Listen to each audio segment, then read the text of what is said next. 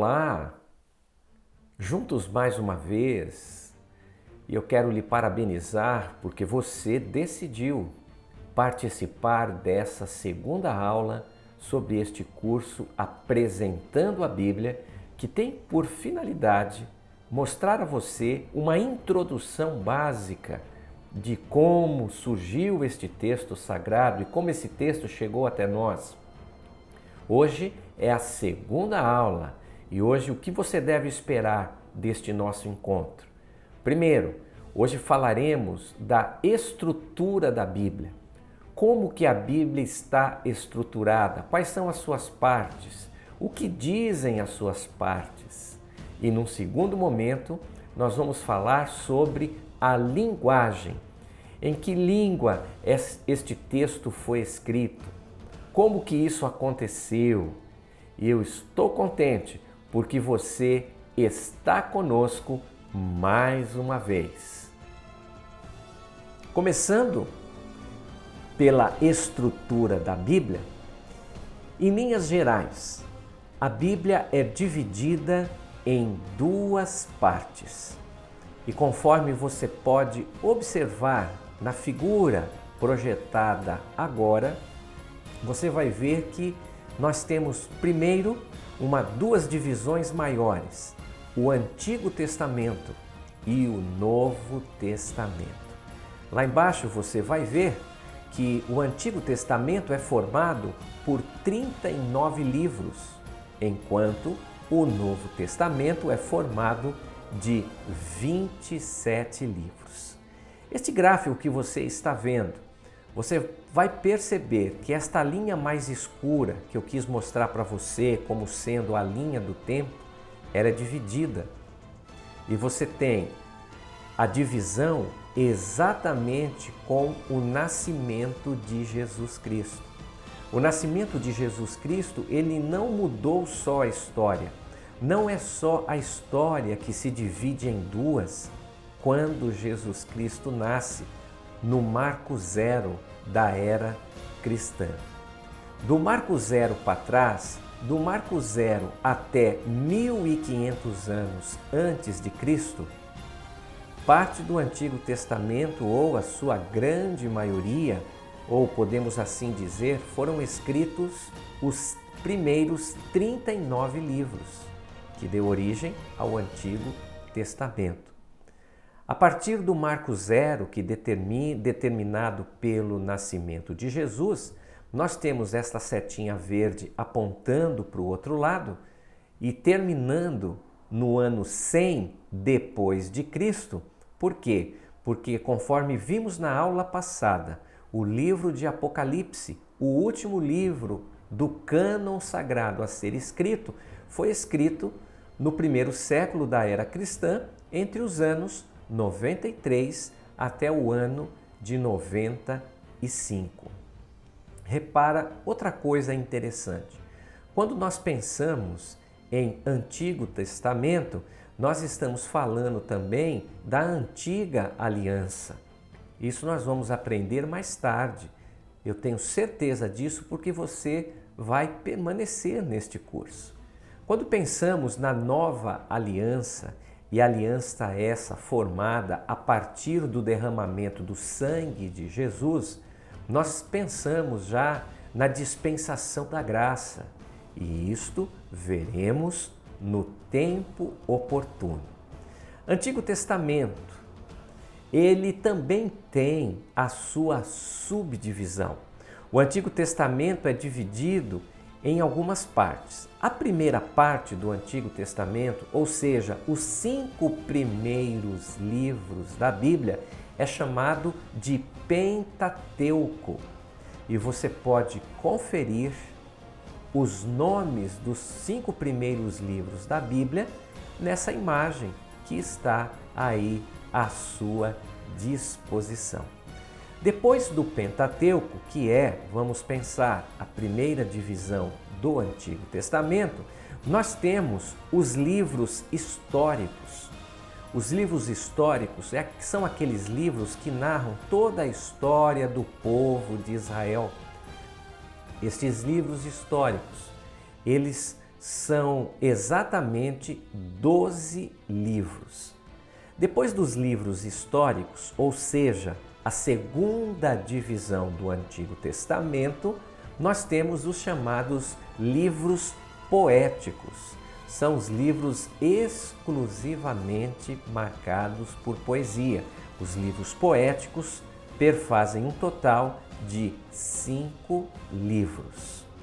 Depois dos livros poéticos, nós temos os chamados livros proféticos.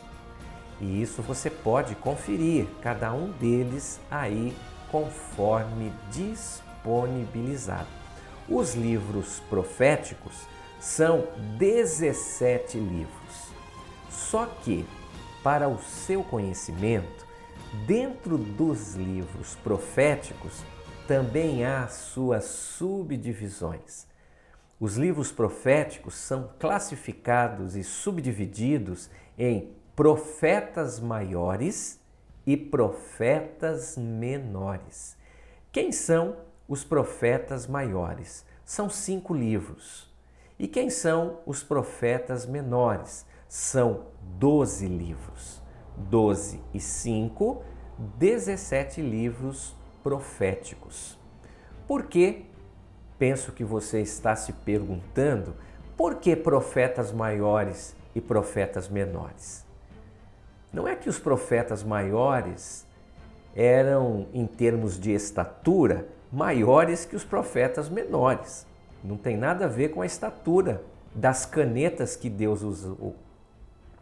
Os profetas menores, por serem classificados e denominados menores, não significa também que os seus escritos têm menos autoridade do que os profetas maiores.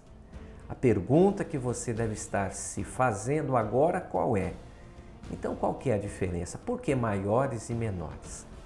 Os profetas maiores são chamados por esse nome porque pela quantidade de material escrito.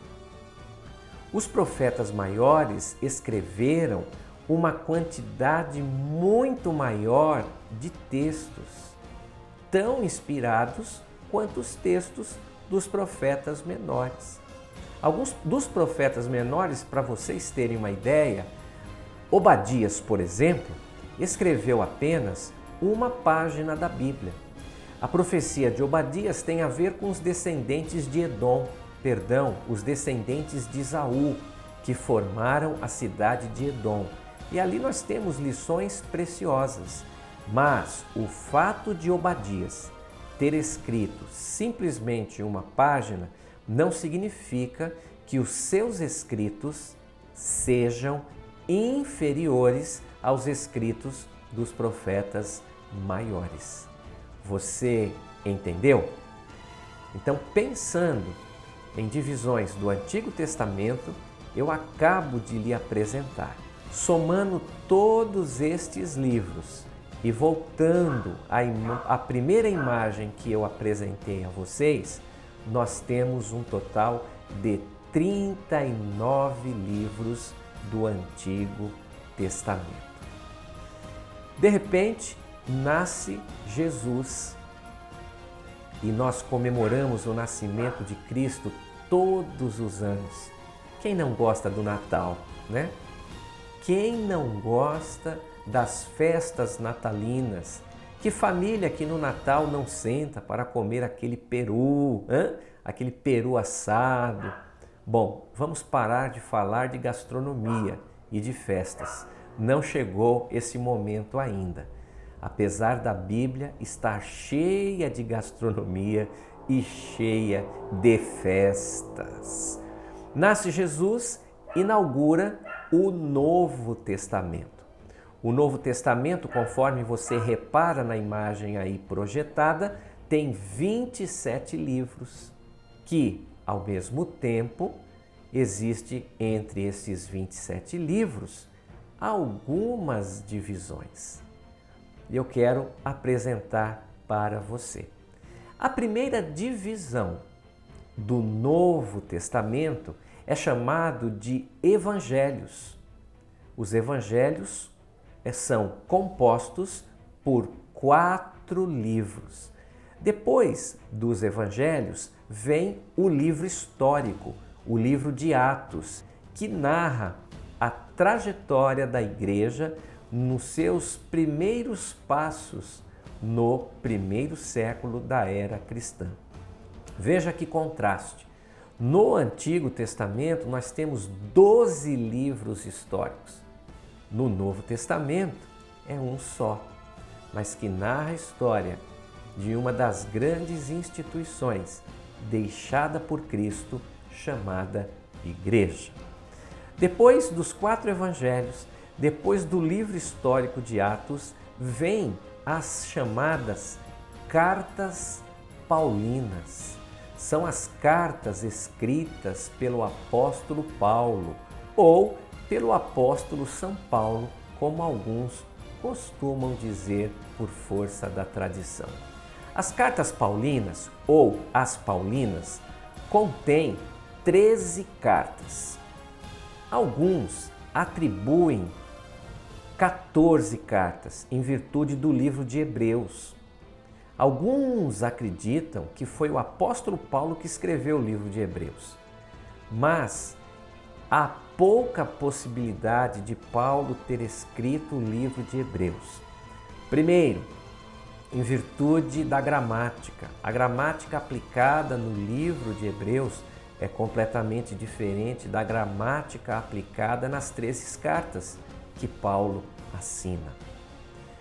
A estrutura do livro de Hebreus também é muito diferente da estrutura que Paulo costumava manifestar nas suas 13 cartas paulinas. Então, há muitas diferenças. Então, a maioria dos estudiosos, a maioria dos eruditos do Novo Testamento atribuem 13 cartas a Paulo.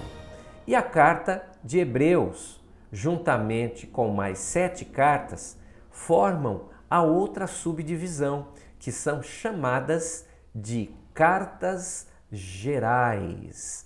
Cartas gerais. Vejam aí o nome destas cartas gerais. São 8 cartas. Por último, o que é que vem? Por último vem o livro de Apocalipse, que não deixa de ser um livro profético, mas ele também é chamado de livro de revelação, ele também é chamado de livro apocalíptico. Por quê?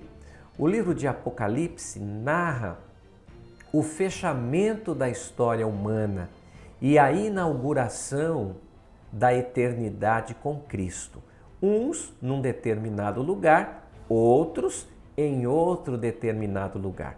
O livro de Apocalipse, ele é chamado também de revelação com linguagem apocalíptica, mas há no restante da Bíblia alguns textos de linguagem apocalíptica. Por exemplo, o Evangelho de Mateus, capítulo 24, ali nós encontramos linguagem apocalíptica. Nós temos alguns capítulos no livro do profeta Daniel, lá no Antigo Testamento. Lembra que quando nós falamos dos profetas maiores? Daniel é um deles. Lá em um dos escritos de Daniel, nós encontramos linguagem apocalíptica.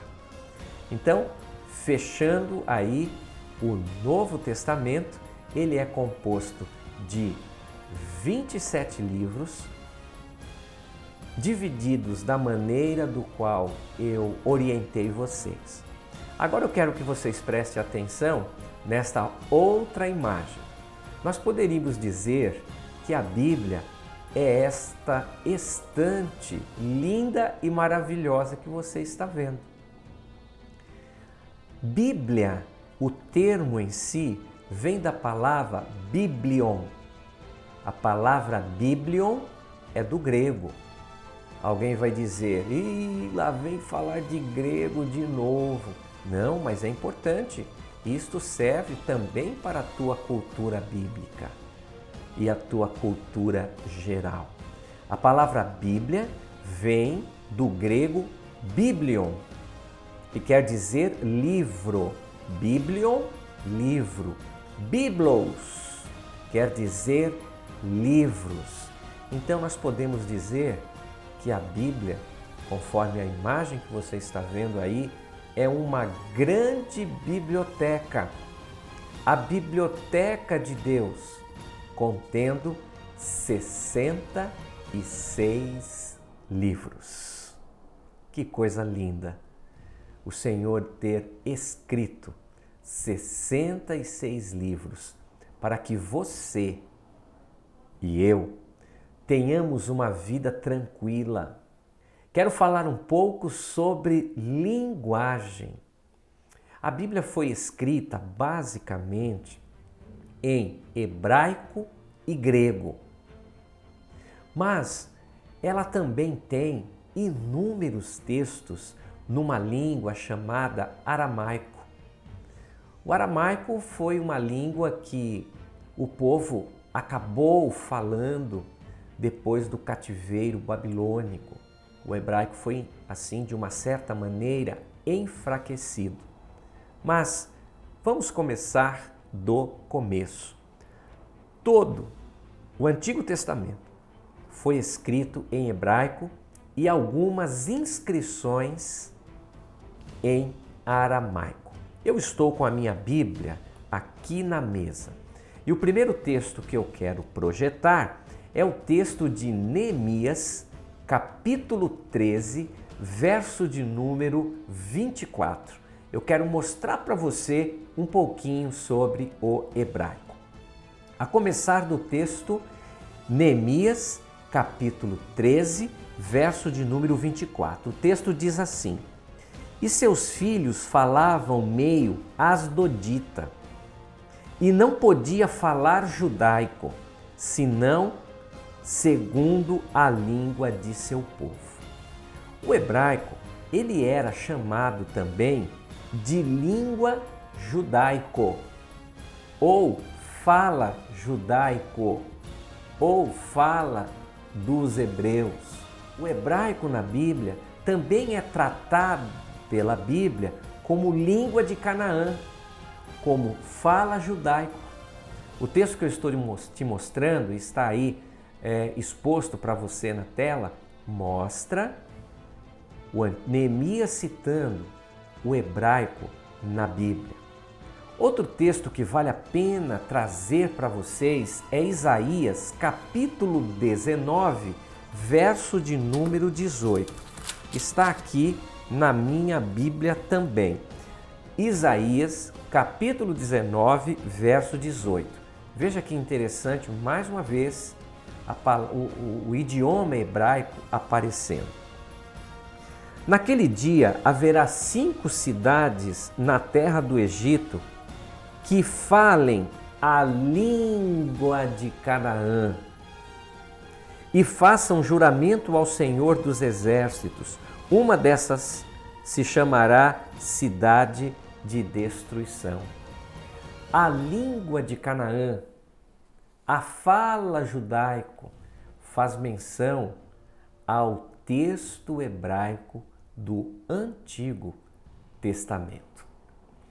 Há também no Antigo Testamento algumas inscrições, alguns textos. Esses textos não é maioria, mas é pelo menos de 5 a 10% escrito na língua aramaica. A primeira que eu quero mostrar para vocês está no livro de Esdras. Esdras, capítulo 4, verso de número 7. O texto diz o seguinte: por uma questão de espaço, eu publiquei só metade do texto aí na sua tela, mas eu vou ler o texto inteiro, ok? Esdras, capítulo 4, verso 7.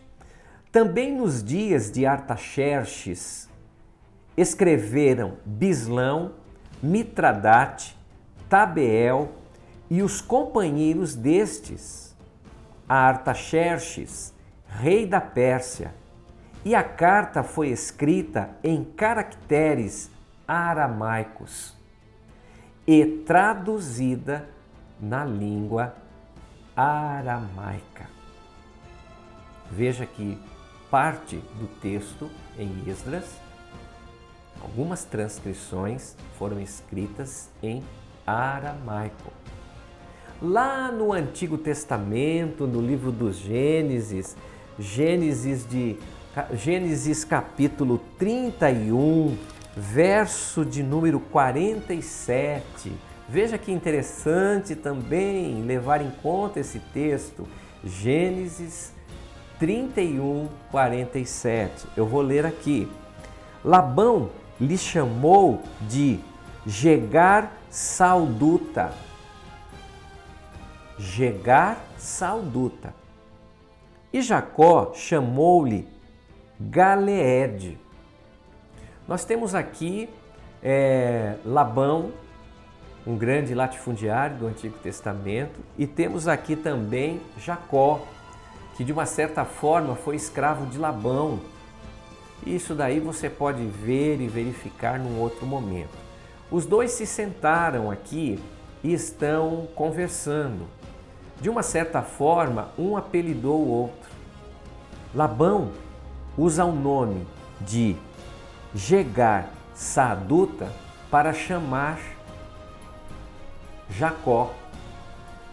O que significa Jegar-Saaduta? Em aramaico, Jegar-Saaduta significa montão de testemunhas. Aí o Jacó olhou para o Labão e chama o Labão e apelida Labão de Galeede. E o que é Galeede? O que significa a palavra Galeede?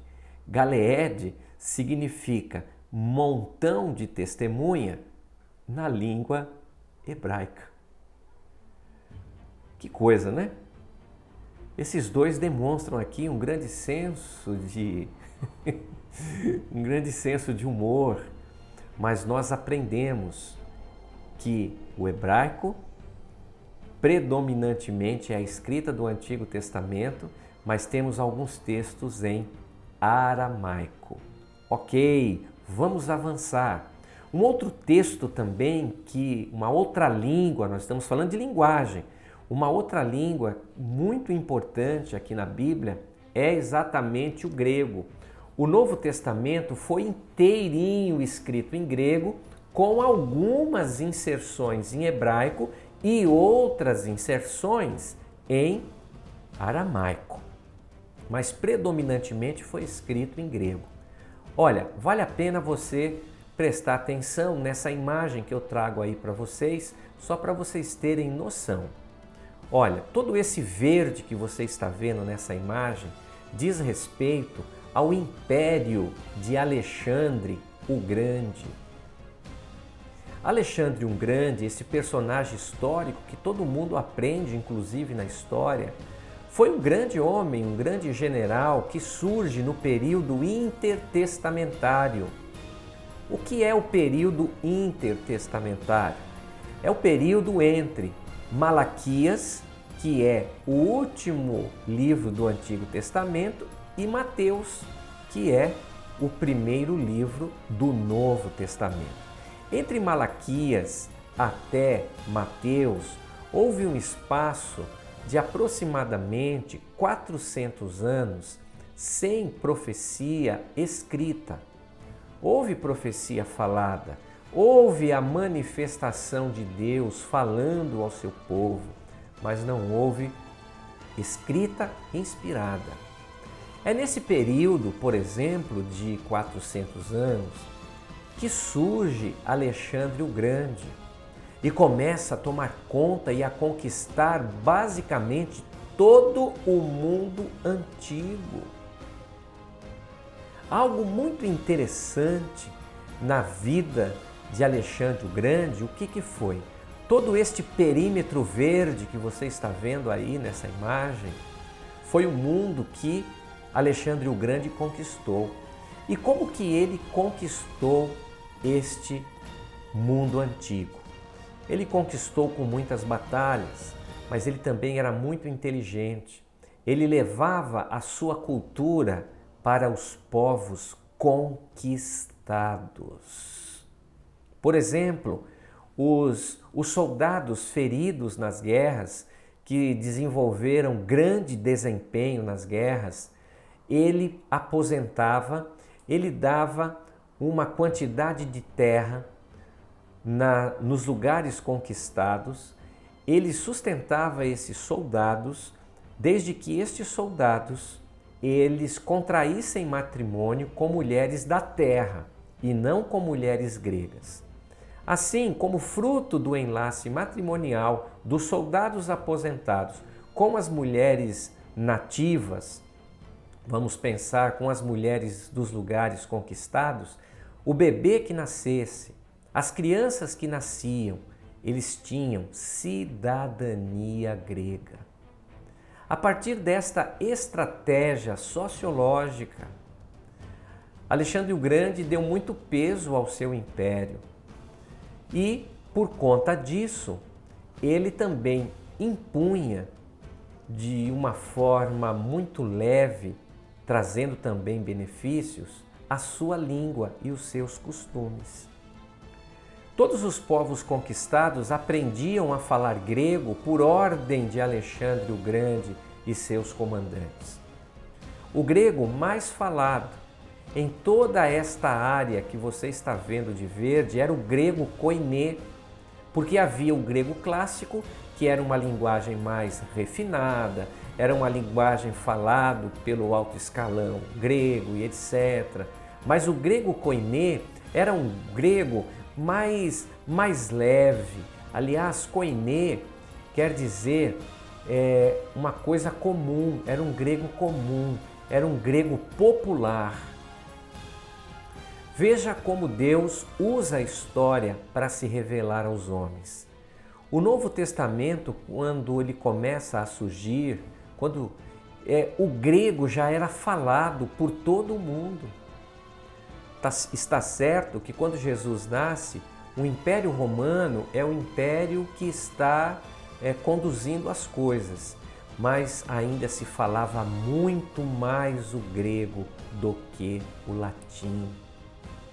Então Deus permitiu que o Novo Testamento inteiro fosse escrito em grego e assim Deus, a partir das conquistas feitas por Alexandre o Grande, a partir do legado deixado por Alexandre o Grande, tendo feito com que o mundo conhecido falasse o grego, a língua grega, o texto sagrado em grego poderia ser lido em todos os cantos do mundo conhecido.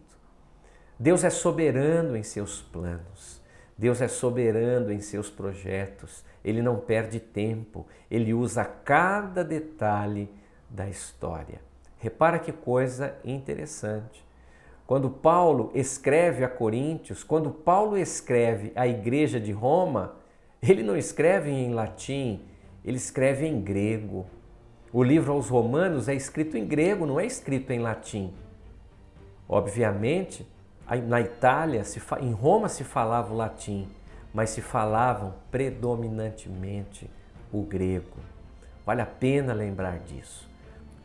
Pensando em um resumão da nossa aula de hoje, o que é que nós vimos hoje? Primeiro, nós vimos a estrutura da Bíblia. Segundo, nós vimos a linguagem.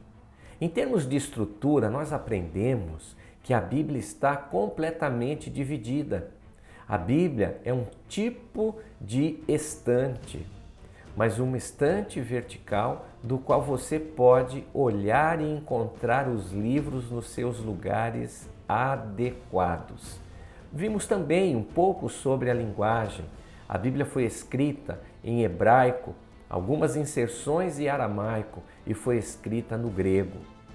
Tudo isso tem a ver com esta cultura bíblica que você está adquirindo agora. Eu estou feliz por você estar comigo. Meu nome é Adalberto Fagundes e eu estou aqui por causa de você. Estou servindo a comunidade cristã e aqueles que querem aprender um pouco mais sobre a Palavra de Deus. Quer seja por curiosidade, quer seja também para se aprofundar no texto sagrado. Tem um desafio para você. Faça a sua inscrição no canal, acione o sininho e assim você receberá gratuitamente todas as informações e os próximos vídeos que serão postados. Na próxima aula, na terceira aula, nós falaremos exatamente sobre mensagem, qual é a principal mensagem da Bíblia, o que a Bíblia tem a nos acrescentar em termos de mensagem, e falaremos um pouco sobre os lugares da escrita. Adalberto Fagundes, a serviço da comunidade cristã, em nome de Jesus. Até a próxima!